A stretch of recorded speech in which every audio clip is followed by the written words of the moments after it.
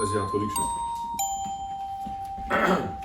Amis lecteurs, On va faire une introduction. pour vous bienvenue sur ce que j'en dis. Voilà. Nous allons faire tout cet épisode en chantant. Nous allons résumer tous ces livres en chantant, car nous adorons chanter. C'était une blague, c'était une simple façon de vous souhaiter la bienvenue sur ce nouvel épisode de ce que j'en dis. Je te laisse la parole, Christophe. Voilà. Alors, bon. T'es quelque peu perturbé par cette intro autant de couleurs. J'avoue qu'elle était absolument originale. Voilà, alors, Respire. d'abord, je dois t'avouer mon mécontentement. Quoi? T'as vieilli celle-là. La vieille Eh, essai. tu vas transpirer mon canapé. Vas-y. Je mets un déodorant absolument irréprochable. Et je me mets comment là? Comme ça. Comme Mais non, mais comme ça. ça. Si tu peux faire comme ça. N'importe quoi. Je me faisais comme ça. Arrête. Mais Bon, t'as- je me faisais comme ça. Non, mais juste, vas-y. En plus, les gens, ils vont pas apprécier. Bah, les gens ils apprécient pas. Attends, je regarde ça. juste que j'ai vérifié que j'ai bien lancé la vidéo. Ah oui, d'accord. Mais je crois que. Ah, c'est bon, on est bon. C'est bon? Bon. Alors je vais me tenir comme ça pendant tout le. Non, tout le vas-y, truc. c'est bon, fais comme tu veux. Non, mais parce que moi je me sens bien comme Vas-y, ça. et sens-toi puis là, bien. Franchement, bref, c'est exagéré. Bon, ceci dit, on n'était pas là pour parler de mes aisselles. Pardon. Fais une intro Ah, drôle, parce c'est que ça, je vais les marrant. Ah, ça, couper. c'est marrant. Je vais les couper tout ça. Ah, ouais, d'accord, bah, c'est bête. Vas-y, reparle. Donc aujourd'hui, Et en fait, finalement, on a plus de matière à mettre dans son. dans ma vidéo à de moi. making of que finalement pour le. En fait, c'était vas-y.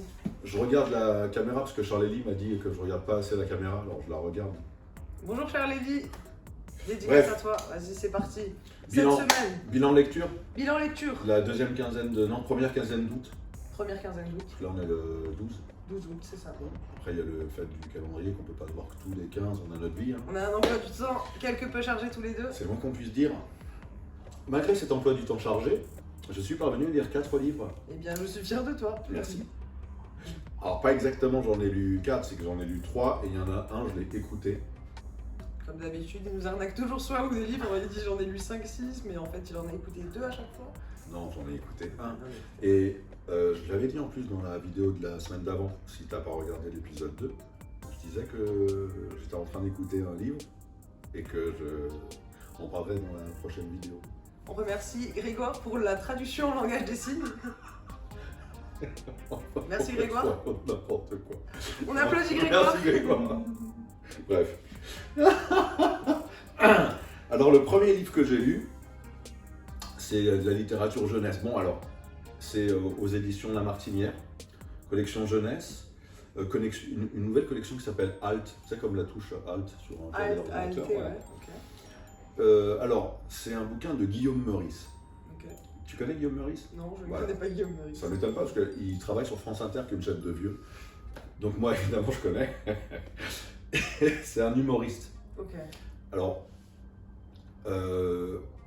il fait des micro-trottoirs. Ok, ça je connais les micro-trottoirs. Et il fait des micro-trottoirs, donc lui, alors il est politiquement orienté le garçon. Hein. Ok.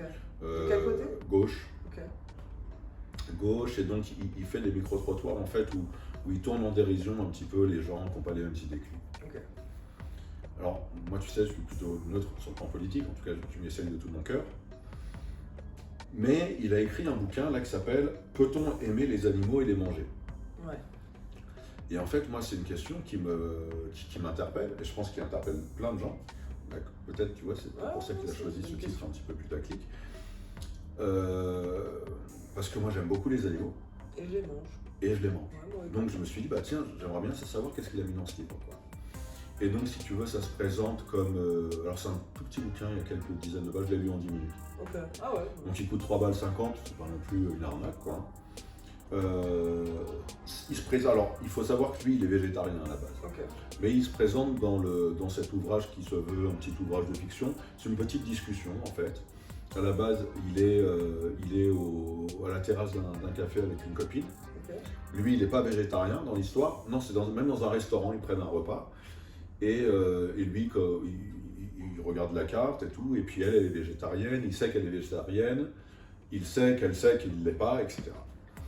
Et en fait, ils ont une discussion sur ça, sur la question du végétarisme. Est-ce que c'est bien de manger des animaux? Est-ce qu'on peut en manger alors qu'on les aime, etc. Et puis il y a un troisième mec qui est assis à la table d'à côté, qui se met dans la conversation. Lui, il est flexitarien, c'est-à-dire c'est comme un mec omnivore modéré, quoi. Ouais. Bon, et donc c'est intéressant parce que finalement, la nana, qui est dans la fiction, donc la seule qui est végétarienne finalement, elle va argumenter sur pourquoi c'est bien d'être végétarien. Donc, je suis super d'accord avec ça. Je trouve ça vraiment très très bien d'être végétarien.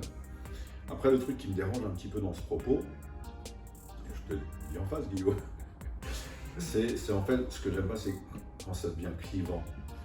Quand il y a forcément les végétariens ils sont gentils et ceux qui ne sont pas végétariens ils sont méchants. Est-ce qu'on peut pas être tous gentils? Est-ce qu'on peut pas aussi être végétarien et méchant? Est-ce que ça se résume à ça d'être quelqu'un de bien? Et ça me dérange un petit peu. Voilà. En fait, moi, ce qui me dérange, c'est tout ce qui nuit à l'unité. Je pense qu'on devrait plus travailler à être ensemble bien. Si déjà on veut marquer du respect pour les animaux, c'est bien, mais déjà qu'on arriverait à s'entendre entre nous, ce serait super. Qu'on arriverait, en tout cas c'est bien dit en France. Hein, c'est correct. Donc voilà, c'est ça. Pour résumer, je trouve que c'est une bonne info. Il y a plein d'infos, il y a des arguments super intéressants, mais les arguments pour gagner des discussions où tu montres que c'est toi qui as raison et le mec d'en face c'est un con, bon, je trouve que c'est pas très intéressant. Voilà. Ça c'était donc mon pensée sur peut-on manger des animaux et les manger? Ceci dit, je recommande cette lecture. Peut-on manger les animaux et les manger? Peut-on aimer les animaux et les manger? Donc je recommande, ceci dit, cette lecture parce que elle est intéressante, voilà. Et en plus, c'est de la littérature destinée à la jeunesse. Donc potentiellement, l'idée, c'est que ça peut encourager des jeunes à devenir végétariens, ce qui est une très bonne chose. Une très bonne chose. Voilà. Très bien. Le deuxième, je ne l'ai pas lu. Tu l'as écouté. Exactement. Il s'appelle « Et c'est ainsi que nous vivrons » par Douglas Kennedy, donc j'en parlais la dernière fois. J'ai ramené ta clé USB. Je sais, ça devient un petit peu à brûle pour point, mais j'y pense. Et je t'ai mis les visuels des bouquins dedans. Génial. Bah écoute, c'est la moindre des choses. C'est marrant ça. Et c'est ainsi que nous vivrons de Douglas Kennedy. Alors, donc je l'ai écouté donc chez Lizzie, c'est Lizzie qui a fait ça, c'est un livre audio. Je l'écoute dans ma voiture pour aller au boulot. Depuis que j'ai découvert les livres audio, j'agrémente mes trajets maison-travail par des lectures. Alors bon, il fait grand bruit parce que Douglas Kennedy, c'est un auteur américain à succès, donc forcément dès qu'il sort un truc, on en parle un peu. Et puis celui-là particulièrement, alors sur la couve, vous avez vu, hein, drapeau américain déchiré. Donc l'idée, c'est que c'est un bouquin d'espionnage, mais ce qui fait l'attrait commercial, hein, en tout cas c'est comme ça qu'il est présenté, de ce bouquin, c'est son caractère anticipatif, c'est-à-dire que ça se passe en 2045, dans une Amérique qui a fait sécession. Il y a d'un côté des États, alors il y a une théocratie chrétienne, évangélique, où voilà, c'est une religion d'État, il faut obéir aux lois de Dieu, machin et tout. Si tu le fais pas, t'es un bon citoyen. T'es pas un bon, non, ça va plus loin que ça, c'est carrément t'es mis à mort, ça va très très loin. C'est une grosse théocratie, comme ce qui existe dans certains pays islamistes, etc. Donc aux États-Unis en 2045, tu vois, donc c'est dans 20 ans, quoi. Et de l'autre côté, tu as des États, alors, genre plus libertaires, mais où tout le monde est pucé, où tu n'as aucune vie privée, tout le monde sait ce que tu fais tout le temps, tu es espionné H24, etc.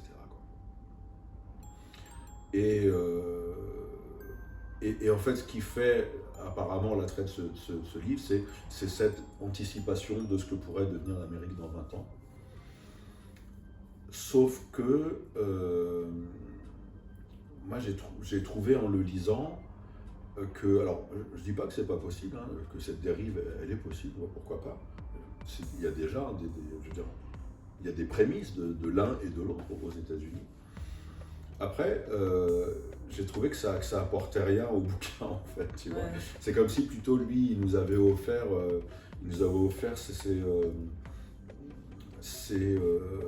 ses craintes, ce qu'il redoute quant à l'avenir des États-Unis et qu'il en a fait un bouquin. En fait, il explique comment c'est venu à ça. Donc, Bush, l'autre avec les cheveux là. Donald Trump. Ouais, c'est ça. L'autre avec les cheveux.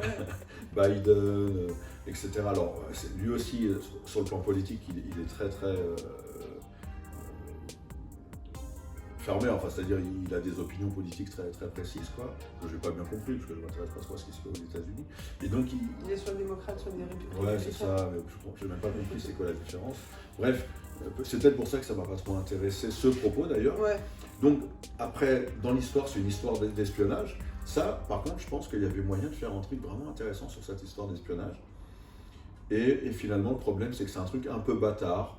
On ne sait pas si c'est un roman enfin, c'est un roman d'espionnage, mais il y a aussi beaucoup d'opinions politiques qui sont délivrées. Ça se veut un bouquin d'anticipation. Et c'est un petit peu un mélange de tout ça. Alors, c'est pas que ça m'a déplu, c'est que je trouve qu'on parle beaucoup de l'aspect anticipatif, comme si c'était... l'élément principal du livre. Ouais, et en fait, pour moi, c'est un élément secondaire qui a empêché l'élément principal d'être travaillé plus à fond. Okay. C'est plus un frein, quoi, du coup. Que... Ouais, j'aurais préféré un bouquin d'espionnage qui se passe voilà, en 2023. Ouais.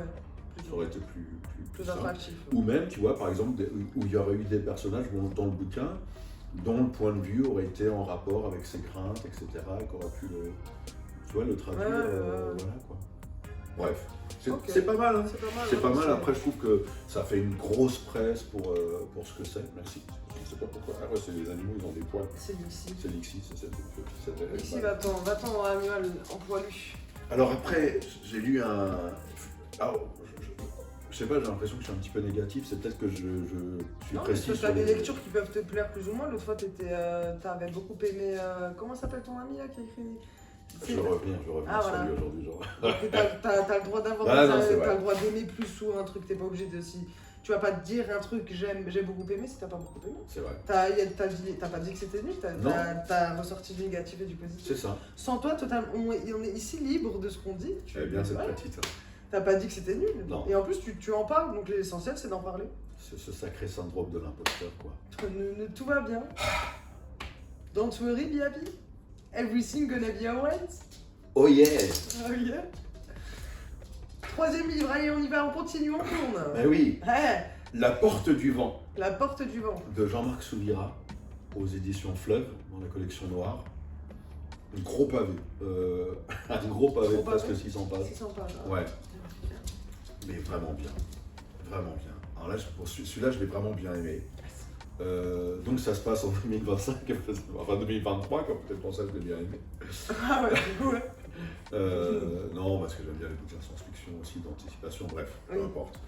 Bref, ça se passe à Paris et il y a une guerre des gangs. En fait, t'as un gang de juifs et un gang de chinois et ils sont en business ensemble. Et si tu veux, grosso modo, ça me fait penser à Lucky Luke, les Chinois c'est des blanchisseurs. Okay. Je sais pas s'il a fait exprès. Petite dédicace à comment il s'appelle, Jean-Marc Souvira. Si toi aussi maintenant tu as l'image du blanchisseur chinois dans Lucky Luke, si tu l'as pas fait exprès, on est dans l'inconscient collectif. Bref.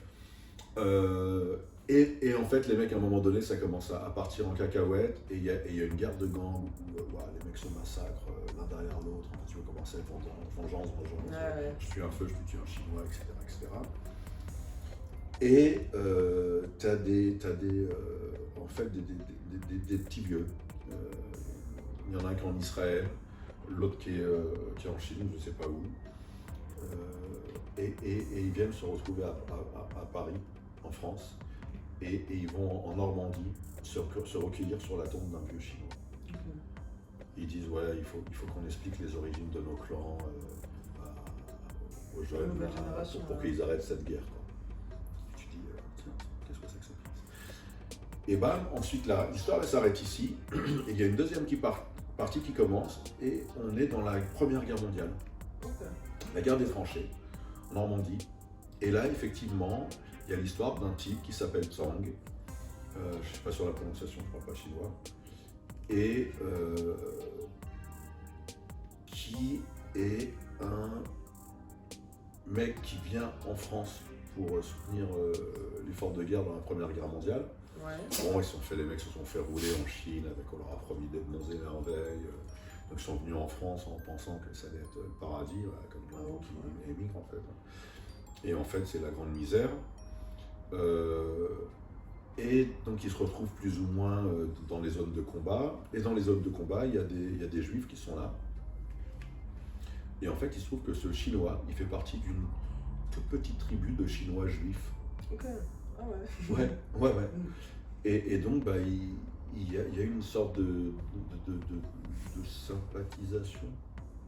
Ouais, Ça existe, sympathisation? Sympathisation, ça existe. Sympathisation, tu valides, Jean-Marc?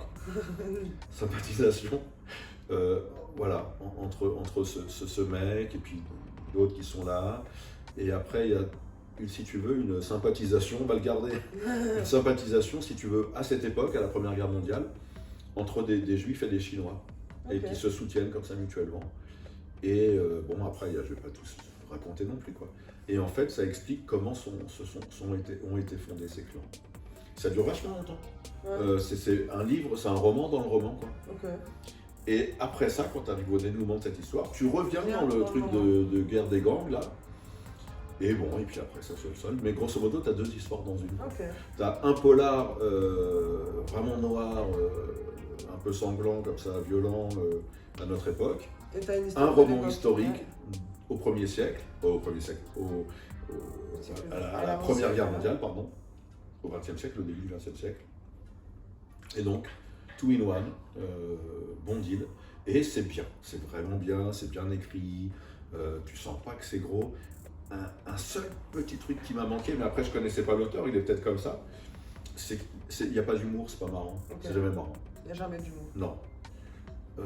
Donc voilà, ça je me suis dit, ça aurait été un petit peu un truc en plus. Après, je veux dire, si c'est le style de l'auteur, si c'est pas marrant, c'est pas marrant, on va faire exprès d'être marrant, mais pas un nez rouge quand on écrit. Mais vraiment bien. Super bouquin, j'ai beaucoup aimé. Et maintenant, je parle du 4e. Et là, bah, c'est mon coup de cœur. Je pense que c'est à ça que tu voulais faire allusion tout à l'heure, Luc Chomara. Luc Chomara, exactement, son auteur du moment, il en parle à chaque semaine. Ouais, non, c'est ça. Pour l'instant, sur chaque épisode, je crois qu'il y a un livre de Luc Chomara. C'est presque sponsorisé par Luc Chomara. On va lui demander des pourcentages. Luc Chomara, je sais pas si tu regardes cette vidéo, mais je l'espère pour mon père. Ouais. Je pense que ça lui ferait plaisir. Ouais, ça ferait carrément plaisir, ouais. Et d'une manière générale, j'ai réalisé aujourd'hui que toutes les semaines, il y a au moins un bouquin de la Manufacture des livres, quoi. Donc, spécial dédicace à la Manufacture des livres. Donc, c'est vrai que c'est une maison d'édition que j'aime vraiment beaucoup. Je crois qu'il y a une fois un bouquin qui m'a pas trop botté, mais bon, c'est tout. Et une attachée de presse qui est hyper gentille. Et des auteurs qui sont tous extrêmement talentueux. Et Luc Chomara, alors c'est rigolo parce que je l'ai découvert, donc j'en parlais dans l'épisode 1, à travers le livre de la rentrée. Ouais, c'est ça. En fait, le livre de la rentrée qui fait suite à un bouquin qui s'appelle Le dernier thriller norvégien. Que tu as lu dans l'épisode 2. Voilà. C'est ça. Et en fait, qui faisait suite lui-même à L'espion qui venait du livre. Et ça, c'est. Que je viens de dire. Okay. En fait, j'ai lu les trois bouquins à l'envers. Et donc là, on arrive au premier. Bah, en fait, au premier. Et alors, c'est un petit peu super bizarre, un petit peu et super dans la même phrase, de parler d'une trilogie quand on l'a lu à l'envers, parce que du coup, on peut pas dire, bon, c'est répétitif, c'est toujours le même procédé, machin. Bah non, parce que c'est le premier. Et tu peux pas le dire non plus dans le 3e, parce que c'est le premier que tu lis. C'est vrai. C'est incroyable, hein, vraiment. C'est limite quantique, cette affaire. Bref. Bah voilà, donc le procédé est effectivement le même. Le méta-roman, donc c'est l'histoire, c'est d'un Bob Dumont, qui est un héros de bouquins de garde du style OSS 117, ouais. Gérard de Villiers, l'espion super balèze, très beau, hyper intelligent, musclé. Comme toi. Ouais, c'est ça, mais encore mieux, tu vois. Sauf, pas comme moi, très sexiste, raciste, un beauf musclé, quoi, tu vois. Ouais. Mais vraiment, c'est un petit peu l'archétype du héros dans ce genre de littérature. Et en fait, ça fait des années, tu vois, ces séries là, c'est des trucs, le mec sort un bouquin par mois pendant des années. Et l'éditeur, il en a marre. Ouais. L'éditeur, il en a marre, c'est De La Feuille, donc le même éditeur qu'on retrouve dans les autres, et il dit ça va pas. Et il décide de rentrer dans le bouquin pour aller voir Robert Dumont, la Bob Dumont, dire ça suffit maintenant, c'est cette histoire. Il faut de la littérature de qualité, quoi, tu vois. Et ils décident ensemble d'aller voir l'auteur pour dire on fait quoi maintenant. Et donc voilà, c'est encore un méta-roman. Le livre donc s'appelle L'espion qui venait du livre. En fait, c'est le livre que l'auteur est en train d'écrire et dans lequel Bob Dumont justement est en train de vivre. Et en fait, lui, De La Feuille, il rentre dans l'histoire là. Et puis ça casse un petit peu les pieds à Bob Dumont parce que du coup, il ne sait plus trop comment il doit attraper le méchant. Moi, T'aimes bien, t'es amateur de ce genre de... c'est pas que je suis amateur, c'est que j'ai découvert Luc Chomara, j'ai découvert cette façon d'écrire. Et t'as accroché. Et c'est pas que j'ai accroché, c'est que le mec, justement, on en revient à ça, il pourrait faire une série où tous les 3 mois, il va me prendre un truc comme ça, et je vais le dire, et je vais être content. Voilà, donc là, j'en ai lu 3, mais en l'espace d'un mois, quoi. Ouais. Ils sont sortis, celui-là, donc le premier, il était sorti au mois de mai 2022. Le deuxième, il est sorti, je crois, début 2023, et je crois janvier 2023. Et là, le troisième, donc il sort en août, là. Okay. Donc bientôt, là, le 23 ou 24. Et donc, c'est quand même dans un moussoir de poste qui sont sortis en l'espace d'un an. Moi, je les ai lus en l'espace d'un mois. Ouais. Mais j'ai quand même kiffé, quoi. Ouais. Donc ça, moi, ça reste un énorme coup de cœur, Luc Chomara. Et donc, voilà. Ok. Encore une fois, 4 lectures. Il n'y en a pas vraiment qui m'ont déplu, mais c'est vrai qu'il y en a une qui m'a plu plus que les autres. Ouais. Très bien. Parlons de toi. Mais moi, malheureusement, ces 2 dernières semaines, j'ai été énormément prise. J'ai eu un emploi du temps de folie et j'ai pas eu le temps de lire un livre. Ni même une bande dessinée que je t'avais demandé de me prêter, que je n'ai pas pris le temps de venir récupérer. Si tu savais, j'habite, il faut qu'elle traverse la rue pour venir chez moi. Ouais. Elle n'a pas eu le temps. Donc, j'ai uniquement fait acte de présence aux côtés de Christophe. Mais quelle présence? Mais une présence inestimable, et je reviendrai au prochain épisode avec une lecture. Que voici. Donc, je me fixe pas un objectif trop imposant. Parce que je suis pas sûre de pouvoir l'accomplir. Donc une bande dessinée, Les Sbires du donjon de Nahulbuck, tome 1. Donc une aventure originale dans le monde du donjon de Nahulbuck de John Lang et de Guillaume Albin. Donc je vous en parlerai dans l'épisode prochain. Et en attendant, je vous fais une petite démonstration. Appelons ça une démonstration, pourquoi pas. Voilà. Quelle digitalité! C'est une digitalité hors norme. C'est impressionnant. Il ne faudrait pas que j'abîme son... J'aime beaucoup qu'on fasse attention à mes livres. Même là, j'ai... Il n'a pas totalement confiance en moi alors que je contrôle totalement mes membres. En même temps, je la connais depuis... alors, je ne vais pas dire son âge, mais je sais qu'elle contrôle pas totalement ses membres. Sur cette complicité... Extraordinaire. Extraordinaire. Pourquoi tu regardes mon ventre? Je ne sais pas, il m'a sauté aux yeux, je t'ai regardé et c'est mon ventre qui a pris le devant, incroyable. Qui a pris le dessus sur toutes les choses que je pouvais contempler. C'est qu'il a l'air intéressant et motivant. Sur ce, je te laisse le mot de la fin. Moi, je me permets de vous embrasser tous, Charlélie. Nous t'embrassons. Hein. Jean-Luc. Luc et Jean-Marc. Jean-Marc. Voilà. Jean-Marc Souvira. Souvira, j'ai bon. Souvira, on s'en souviendra. Désolé pour le jeu de mots, on peut pas mieux qu'on arrête là.